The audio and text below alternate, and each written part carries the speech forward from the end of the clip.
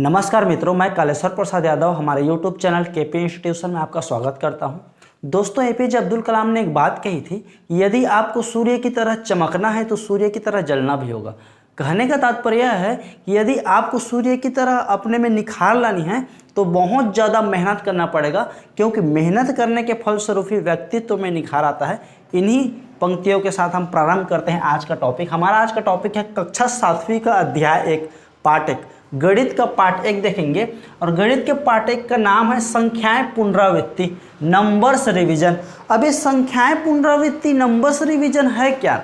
देखिए, हमने basic maths का एक सीरीज लॉन्च किया है हमारे यूट्यूब चैनल पे। आप प्लेलिस्ट पे जाकर देख सकते हैं, बेसिक मैथ्स नाम से एक प्लेलिस्ट है। तो उस प्लेलिस्ट में आप पाएंगे कि बेसिक मैथ्स पार्ट में डिवाइड है, ठीक है ना।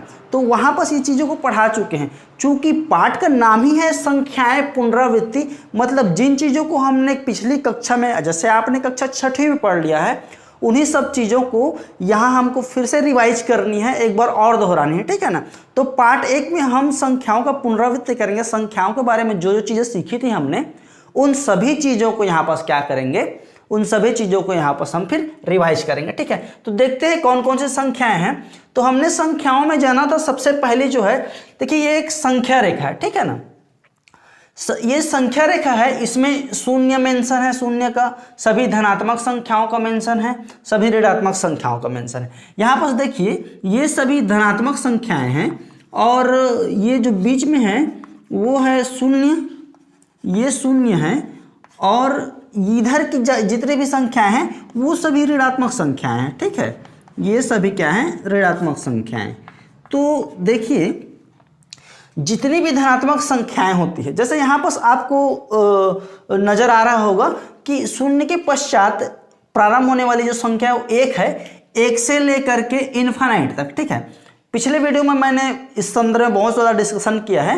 यदि आप अभी तक उन वीडियो को नहीं देखे हैं तो बेसिक मैथ्स के जितने भी पार्ट हैं सभी पार्टों को देख लीजिएगा, बहुत सारी नॉलेज आपको मिलेंगी।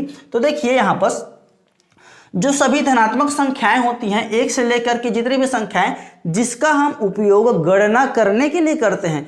यहाँ प्राकृत संख्या का हम परिभाषा ऐसे पाते हैं कि जिन संख्याओं का उपयोग हम गणना करने के लिए करते हैं उन सभी संख्याओं को क्या कहते हैं? प्राकृत संख्या कहते हैं। प्राकृत संख्या की शुरुआत होती है 1 से। 1 से प्रारंभ होने वाली सभी संख्या, 1 से प्रारंभ होने वाली सभी संख्या प्राकृत संख्या कहलाती है। प्राकृत संख्या को हम कैपिटल N से रिप्रेजेंट करते हैं। समझ गए ना गुड्डू?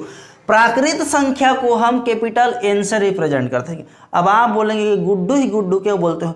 नोनी लोग को भी बोल रहा हूं मैं कि जो प्राकृत संख्या होती है उसको हम N से रिप्रेजेंट करते हैं, N से प्रदर्शित करते हैं। और प्राकृत संख्या की शुरुआत जो होती है 1 से होती है, ठीक है। और 1 से लेकर के जितनी भी संख्या जो हमको पता है जिसका हम उपयोग गणना करने के लिए करते हैं उन सभी संख्याओं को प्राकृत संख्या कहते हैं। प्राकृत संख्या को N से रिप्रेजेंट करते हैं, कैपिटल N से रिप्रेजेंट करते हैं, ठीक है। सबसे छोटी प्राकृत संख्या जो होती है 1 होती है। देख लीजिएगा, ये जो 1 है ये सबसे छोटी प्राकृत संख्या है, ठीक। और देखिए यदि हमको किसी प्राकृत संख्या के अगले प्राकृत संख्या को जस्ट आगे वाली प्राकृत संख्या प्राप्त करनी है तो उसमें हमको 1 जोड़ना पड़ता है, ठीक है, +1 करना पड़ता है, ठीक, ऐसा। अब देखिए ये जो प्राकृत संख्याएं होती हैं सभी धनात्मक संख्याओं को हम प्राकृत संख्या कह सकते हैं, ठीक। अब कई कंडीशंस ऐसे आते हैं जहां गणित में हमको इन प्राकृत संख्याओं के अलावा भी बहुत सारी संख्याओं की आवश्यकता पड़ती है। अब हम चलते हैं पूर्ण संख्याओं की ओर। पूर्ण संख्या देखिए, जैसे कई कंडीशंस ऐसे आते हैं, कई संख्याएं ऐसी होती है जिसमें पूर्ण संख्याओं की भी आवश्यकता पड़े। पूर्ण संख्या मतलब क्या होता है? देखिए सभी प्राकृत संख्या और शून्य को, शून्य देखिए हम आज संख्याओं में शून्य का भी प्रयोग करते हैं, पहले शून्य का प्रयोग नहीं किया जाता था, ठीक है। तो दो प्राकृत संख्याओं को, सेम प्राकृत संख्याओं को, उसी प्राकृत संख्या को हम यदि घटा दें, जैसे 2 में 2 को घटा दे, 3 में 3 को घटा दे, 4 में 4 को घटा दे, शून्य की प्राप्ति होती है। तो शून्य को भी सम्मिलित करने के पश्चात, ध्यान दीजिएगा, प्राकृत संख्याओं में शून्य को भी सम्मिलित करने के पश्चात जो संख्याओं का समूह हमें मिलता है उन संख्याओं को हम क्या कहते हैं? उन संख्याओं के समूह को हम पूर्ण संख्या कहते हैं, होल नंबर कहते हैं। यहां प्राकृत संख्या का मतलब नेचुरल नंबर था, इसलिए उसको N से रिप्रेजेंट कर रहे थे।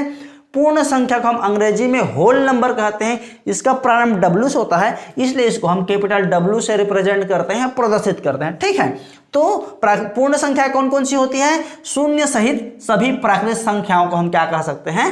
पूर्ण संख्या कहते हैं। ठीक है, अब देखिए पूर्णांक संख्या की बारी आ गई। तो आपके समक्ष मैं एक संक्रिया प्रस्तुत करना चाहूंगा। संक्रिया मतलब ऑपरेशन, चीरफाड़ वाला ऑपरेशन नहीं है। एक गणित में संक्रिया मतलब क्रियाकलाप कह सकते हैं। ठीक है, तो गणितीय क्रियाकलाप, गणितीय संक्रिया करेंगे। मैं आपके सामने एक प्रश्न डाल दूं कि आपको 6 में से 3 को घटाना है। ठीक है, तो 6 में से 3 को घटाना है तो आप फट से जवाब दे देंगे कि 6 में से 3 को घटाने पर हमको 3 की प्राप्ति होती है। लेकिन इसी संक्रिया को यदि हम उलट दें, जैसे कि अब मैं बोलूं आपको कि 6 में से 3 नहीं ना घटाना है, 3 में से 6 घटाना है, तो 3 में से 6 घटाओगे तो यहां पर देखिए 3 में से 6 घटाओगे तो उत्तर कितना आएगा? तो जो गणित के जानकार व्यक्ति हैं उनको पता होगा कि 3 में से 6 को घटाने पर उत्तर ऋण 3 आता है। तो इस प्रकार की संख्याओं को सम्मिलित करने पर, पूर्ण संख्या में ऋणात्मक संख्याओं को भी सम्मिलित करने पर जो संख्याओं का समूह हमें मिलता है उसको हम क्या कहते हैं? पूर्णांक संख्या कहते हैं। ठीक है, इसको मिटा देते हैं हम। हाँ, अब देखिए, तो हमने जाना प्राकृत संख्या जिसको हम n से रिप्रेजेंट करते हैं, पूर्ण संख्या जिसको हम w से रिप्रेजेंट करते हैं, पूर्णांक संख्याएं जिसको हम i फॉर इंटीजर नंबर, ठीक है, इंटीजर्स बोलते हैं पूर्णांक संख्याओं को, या इसको अपन z से रिप्रेजेंट करते हैं, z से प्रदर्शित करते हैं। देखिए एक बार और ध्यान से देख लीजिएगा, प्राकृत संख्या 1 से प्रारंभ होती है, पूर्ण संख्या 0 से प्रारंभ होती है। तो सबसे छोटी जो पूर्ण संख्या है वो कौन सी है? सबसे छोटी पूर्ण संख्या 0 है, लेकिन सबसे छोटी पूर्णांक संख्या हम नहीं बता सकते। वैसे ही देखिए यहाँ प्राकृत संख्या, सबसे छोटी प्राकृत संख्या हम पता कर सकते हैं 1 है, लेकिन सबसे बड़ी प्राकृत संख्या बताना असंभव। क्यों? क्योंकि प्राकृत संख्या का एक क्वालिटी होता है कि हम किसी भी प्राकृत संख्या में 1 जोड़कर उसकी अगले वाली प्राकृत संख्या ज्ञात कर लेते हैं। अब आप बोलोगे कि हमको तो केवल महासंख्या तक की संख्याएं पता है, तो गुड्डू महासंख्या तक की संख्या पता है। मैं बोलूंगा प्राकृत संख्या, महासंख्या अगली प्राकृत संख्या उसमें 1 जोड़ दो तो महासंख्या 1 ना हो जाएगा। तो यहां पर आप अंतिम प्राकृत संख्या का निर्धारण नहीं कर सकते, ठीक है ना। वैसे अंतिम पूर्ण संख्या का भी निर्धारण नहीं कर सकते। उसी प्रकार न तो आप शुरू की सबसे छोटी पूर्णांक संख्या को ज्ञात कर सकते हैं, न ही सबसे बड़ी पूर्णांक संख्या ज्ञात कर सकते हैं। मेरी बात समझ में आ गई? ज्यादा नहीं ना पढ़ते हैं, इसमें डिस्टर्ब हो जाएगा माइंड। यदि आपको इससे संदर्भित और ज्यादा जानकारी प्राप्त करनी है तो आप बेसिक मैथ्स का जो सीरीज है उसको देख लीजिएगा, ठीक है। अब देखिए संख्या के संदर्भ में, अब संख्या में हमने कौन कौन सी चीजें पढ़ी थी? प्राकृत संख्या पढ़ी थी, पूर्ण संख्या पढ़ी थी, पूर्णांक संख्या पढ़ी थी। अब उसके अलावा पूर्ववर्ती संख्या, परवर्ती संख्या भी है। तो जानते हैं पूर्ववर्ती संख्या, परवर्ती संख्या होता क्या है? बहुत सिंपल सा चीज है। पूर्ववर्ती संख्या मतलब पहले की संख्या और परवर्ती संख्या मतलब बाद की संख्या। तो यदि कोई संख्या मैं ले लूं, मान लीजिए यहां पर मैं संख्या ले लेता हूं 10, तो 10 के पहले क्या आता है? 10 के पहले वाली संख्या को प्राप्त करने के लिए हमें उसमें 1 घटाना पड़ेगा ना। तो 10 में से हम 1 को माइनस कर देते हैं तो क्या प्राप्त हुआ? 9। यही तो है हमारी पूर्ववर्ती संख्या मतलब पहले की संख्या। तो 9 क्या कहलाएगा?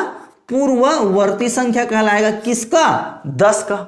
10 यदि कोई संख्या है, हम पूछ रहे हैं कि 10 की पूर्ववर्ती संख्या कौन सी है, तो उसमें 1 घटा दीजिए, 10 की पूर्ववर्ती संख्या प्राप्त हो जाएगी 9। पूर्ववर्ती संख्या मतलब पहले की संख्या और परवर्ती संख्या मतलब बाद की संख्या। तो 10 में से हमको परवर्ती संख्या प्राप्त करना है तो 10 में से 1 जोड़ना पड़ेगा और यहां पर प्राप्त होगा 11। यही तो है परवर्ती संख्या, परवर्ती संख्या, ठीक है। ऐसा तो कोई भी संख्या का पूर्ववर्ती संख्या प्राप्त करने के लिए उसमें 1 घटाया जाता है।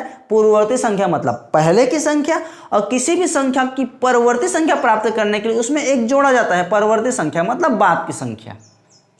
गुड्डू अभी तक कॉपी पेन नहीं निकाले हो तो कॉपी और पेन निकाल लीजिएगा और बाकी जितना हम यहाँ पर बता रहे हैं ना सबको उतारिएगा, ठीक है। तो देखिए अब हम कुछ नियमों पर चर्चा करेंगे, ठीक। तो नियम होता क्या है? गणित में बहुत सारे नियम हैं संख्याओं पर आधारित, जैसे कि संवरक नियम, क्रम विनिमय नियम, साहचर्य नियम, वितरण नियम और एक होता है योज्यतात्मक अवयव और गुणनतात्मक अवयव, इन दोनों को भी हम समझेंगे। ठीक है, तो ये सभी शब्द जो हैं, इन सभी शब्दों के संदर्भ में हमको जानकारी लेनी है। तो देखते हैं सबसे पहला संवरक नियम। संवरक नियम होता क्या है? तो मान लीजिए मैं कोई पूर्ण संख्या लेता हूं, उसमें कोई दूसरी पूर्ण संख्या को जोड़ देता हूं। जैसे कि देखिए यहां पर मैंने दो पूर्ण संख्या लिया है, मैं यहां पर दो पूर्ण संख्या लिया 4 और 6। तो 4 और 6 को जोड़ने पर क्या पूर्ण संख्या की प्राप्ति हुई? हर कंडीशन में ऐसा होना चाहिए कि आप कोई भी दो पूर्ण संख्या लीजिए या 3 पूर्ण संख्या लीजिए, उनको जोड़ने पर यदि पूर्ण संख्या की प्राप्ति होती है तो उसको हम कहते हैं संवरक नियम। लेकिन जोड़ने पर पूर्ण संख्या की प्राप्ति हुई, इसलिए उसको योग का संवरक नियम कहेंगे। समझ में आया ना? ध्यान दीजिएगा मेरी बात को। कोई पूर्ण संख्या में हम यदि कोई अन्य पूर्ण संख्या जोड़े तो योग के फलस्वरूप पूर्ण संख्या की ही प्राप्ति हुई, तो इसको हम कहते हैं संवरक नियम। जैसे कि 4 में 6 जोड़े तो 4 और 6 10। 4 एक पूर्ण संख्या था, उसमें दूसरी पूर्ण संख्या 6 को हमने जोड़ा, उत्तर जो है वो भी एक पूर्ण संख्या है। इसी को हम कहते हैं योग का संवरक नियम। क्या कहते हैं? योग का संवरक नियम कहते हैं। अब देखिए, अब गुरा पे इसी को लागू करके देखते हैं। ठीक है ना? तो गुड्डू देखो, यहाँ पर एक पूर्ण संख्या लिए हम, उसमें दूसरी पूर्ण संख्या 6 को, पहली पूर्ण संख्या 4 को 6 में से क्या कर दिए? गुणा कर दिए। तो 4 6 24 जो गुणनफल की प्राप्ति हुई वो भी एक क्या है? पूर्ण संख्या की ही प्राप्ति हुई हमको। तो किसी पूर्ण संख्या में दूसरे पूर्ण संख्या को गुणा करने पर एक पूर्ण संख्या की ही प्राप्ति होती है। इसी को हम क्या कहते हैं? गुणा का संवरक नियम कहते हैं। ठीक है ना? यही होता है गुणा का संवरक नियम। लेकिन अब देखिए, 4 एक पूर्ण संख्या है, दूसरी पूर्ण संख्या 6 है, तो 4 में से हम 6 घटाते हैं। हर कंडीशन में घटाने के फलस्वरूप बता रहा हूं, हर कंडीशन में पूर्ण संख्या की प्राप्ति नहीं होती। यहां उत्तर आएगा ऋण 2। 4 में से 6 को आप घटाएंगे तो उत्तर आएगा ऋण 2, और ऋण 2 जो है वो पूर्ण संख्या नहीं है। ठीक है ना भाई? ऋणात्मक संख्या पूर्ण संख्या थोड़ी होती है, तो पूर्णांक संख्या होती है। हाँ, तो यहाँ पर इसको हम कहेंगे कि संवरक नियम का पालन नहीं करता। घटाना के लिए जो घटाव है, घटाने की जो संक्रिया है, वो संवरक नियम का पालन नहीं करता। उसी प्रकार भाग पर देखिए, 4/2 करेंगे तो ये हो जाएगा 4/6 करेंगे तो ये हो जाएगा 4/6।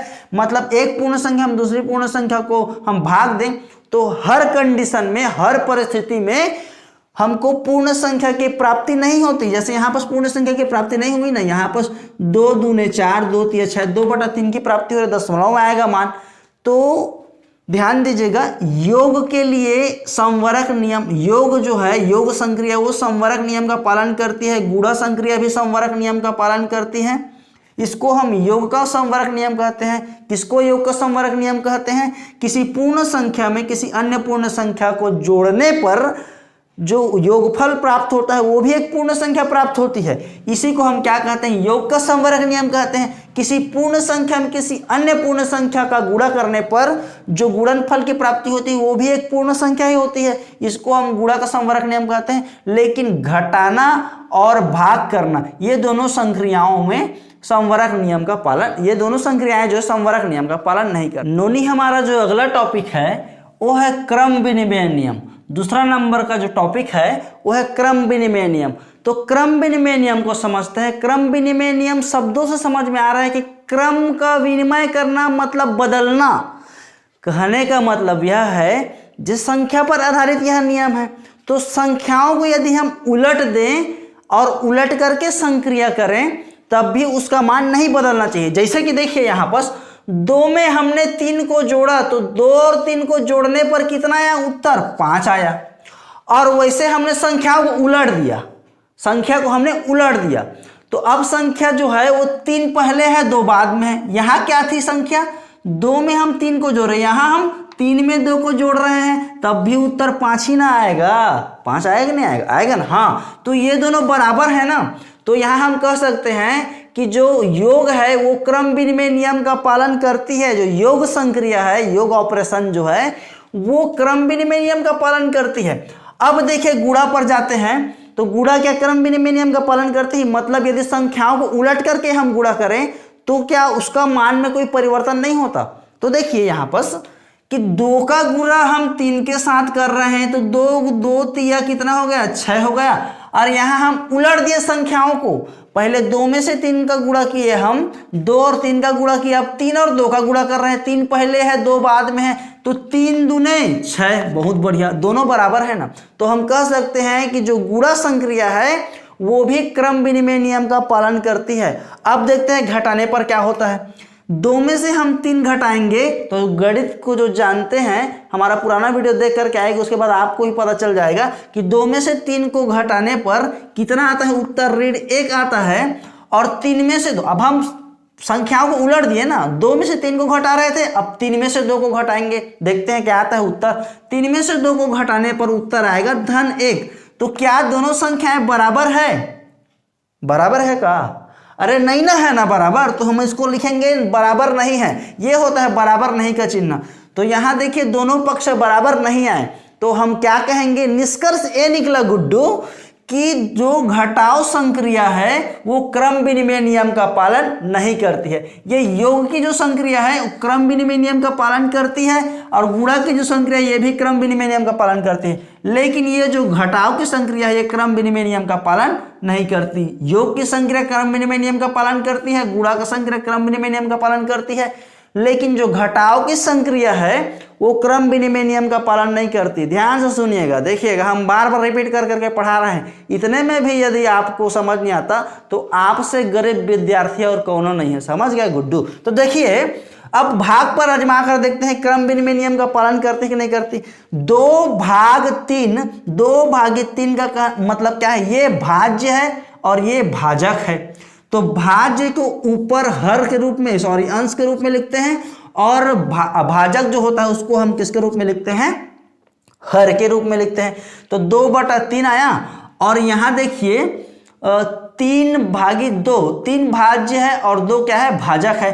3 जो है अंश के रूप में लिखाएगा और बटा 2, 3/2, 2/3, दोनों क्या बराबर हैं? दिख रहा है बराबर? बराबर नहीं ना है ना, तो बराबर नहीं है। मतलब यहां से फिर निष्कर्ष निकला कि ये जो भाग होता है ये क्रम विनिमय नियम का पालन नहीं करते। ठीक, तो हम निष्कर्ष ये निकालते हैं कि योग संक्रिया और गुणा संक्रिया क्रम विनिमय नियम का पालन करती है, किंतु घटाव और भाग संक्रिया क्रम विनिमय नियम का पालन नहीं करती। यहां हम संख्या को उलटने पर वही चीजें प्राप्त नहीं होती, लेकिन यहां संख्याओं को उलटकर संक्रिया करने पर, संख्याओं को उलटकर संक्रिया करने पर हमें वो चीजें प्राप्त हो जाती हैं। ठीक है, कोई फर्क नहीं पड़ता। मतलब आप किन्हीं भी 2, 3 या जितनी भी संख्याएं हैं उनको आप उलट करके जोड़ या घटाव जोड़ सकते हैं, और गुणा करने पर भी आपका मान में कोई परिवर्तन नहीं होगा। यदि संख्याओं के क्रम को आप बदल दें तो पर भी उनके मान में कोई परिवर्तन नहीं होने वाला। बात समझ में आ गई? हमारा अगला टॉपिक है साहचर्य नियम। गुड्डू लाइक ठोक दीजिएगा। देखिए साहचर्य नियम होता क्या है? तीसरा नंबर का टॉपिक है साहचर्य नियम। साहचर्य नियम क्या होता है कि हम 3 संख्या लिए और उन 3 संख्या लिए हम 1, 2, 3, और उन 3 संख्या में से पहले दो संख्या को हमने क्या किया? पहले जोड़ा, उसके बाद उसमें हमने तीसरी संख्या को जोड़ा। लेकिन यहाँ कुछ अलग किए हैं हम उन्हीं 3 संख्याओं में से क्या किए? दूसरे और तीसरे क्रम की संख्याओं को हमने पहले जोड़ा, उसके बाद जो योग आएगा उसमें हम पहली संख्या को जोड़ेंगे। ठीक है, तो देखिए ध्यान से मेरी बात को ध्यान से सुनिएगा कि 1 धन 2 कितना हुआ? 3 हुआ, और 3 धन 3 हो गया 6। अब इधर देखते हैं कितना आता है। 2 और 3 को हम, क्यों कोष्टक की चीजों को पहले हल करते हैं ना, तो 2 और 3 को हम जोड़ेंगे, 5 आ गया, और 5 में 1 को जोड़ेंगे तो कितना आ जाएगा? 6 आ जाएगा। ठीक है, अब देखिए 6 और 6 बराबर हुए, दोनों पक्ष बराबर हुए, तो हम कह सकते हैं कि जो योग है वो साहचर्य नियम का पालन करता है। अब वैसे गुणा पर हम देखते हैं तो यहाँ भी वही करेंगे, पहले और दूसरी संख्याओं का गुणा हम पहले के, उसमें हम तीसरी संख्या का गुणा करेंगे। वैसे यहाँ हम क्या करते हैं? दूसरी और तीसरी संख्या का गुणा पहले करते हैं, उसमें हम पहली संख्या का फिर बाद में गुणा करेंगे। तो देखिए 1 और 2 का गुणा करने पर 2 1 कम 2, और जो 2 उत्तर आया उसका हम 3 के साथ गुणा करेंगे तो 2 तिया हो जाएगा 6। ठीक है, अब यहाँ पर देखिए 2 और 1 का गुणा करें, सॉरी यहाँ 2 और 3 का पहले गुणा करना पड़ेगा, तो 2 तिया कितना होगा 6 और 6 एकम 6, तो दोनों पक्ष बराबर हुए। हम यहाँ कह सकते हैं गुणा जो है वो साहचर्य नियम का पालन करता है। लेकिन ऋण और जो भाग के संदर्भ में हम आइए जानकारी ले लेते हैं। हम यहाँ क्या करेंगे, एक में से 2 को पहले घटाएंगे, ठीक है। 1 में से 2 घटाएंगे तो ऋण 1 आएगा और ऋण 1 और ऋण 3। यहाँ देखिए 1 में से ऋण 2 करेंगे तो ऋण 1 आएगा और ऋण 3 यहाँ है, तो ऋण 1 और ऋण 3 कितना हो गया गुड्डू, ऋण 4 हो गया ना। अब देखिए यहाँ क्या आता है, यहाँ 2 में से हम 3 को घटाएंगे तो ऋण 1 आएगा और यहाँ ऋण है, तो देखिए क्या होता है, ऋण और ऋण का गुणा होगा तो ऋण और ऋण का गुणा क्या हो जाता है जी, धन हो जाता है। तो 1 धन 1 कितना हो गया जी, 1 धन 1 2 हो जाएगा, क्योंकि ऋण और ऋण का गुणा होकर के धन हो जाएगा ना। तो 1 और 1 जुड़ जाएंगे, 1 और 1 हो गया 2। क्या ये दोनों बराबर हैं, बराबर नहीं है, समझ में आया ना, यहाँ भी बराबर नहीं है होगा।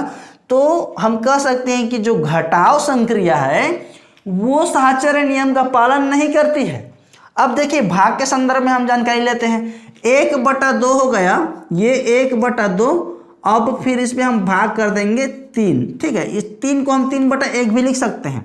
अब यहाँ देखिए यहाँ होगा 2/3, 2/3, अब डिवाइडेड बाई 1। अब देखिए ये तो 1 डिवाइडेड बाई 2/3 ऐसा होता है। 1 में हम किसको भाग देंगे, 2/3 को भाग देंगे। कोष्टक की चीज़ों को पहले हल किए, हम यहाँ भी कोष्टक की चीज़ों को पहले हल किए, आपको समझ में आ गया होगा साहचर्य नियम का होता है, ठीक है। अब देखिए इसको हम जैसे गुणा में परिवर्तित करेंगे तो ये हो जाएगा 1/2 गुणा ये 3/1 हो जाएगा 1/3, समझ गए ना।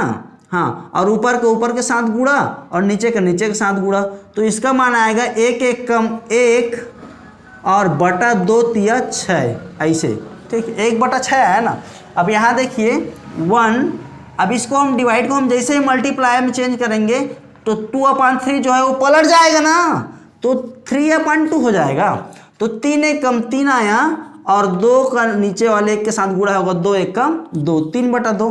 तो क्या 1/6 और 3/2 बराबर है, नहीं है। तो हम यहाँ कह सकते हैं कि भाग जो है वो साहचर्य नियम का पालन नहीं करती। आइए हम वितरण नियम को समझते हैं। चौथे नंबर का जो हमारा टॉपिक है, चौथे नंबर का जो हमारा नियम है वो है वितरण नियम।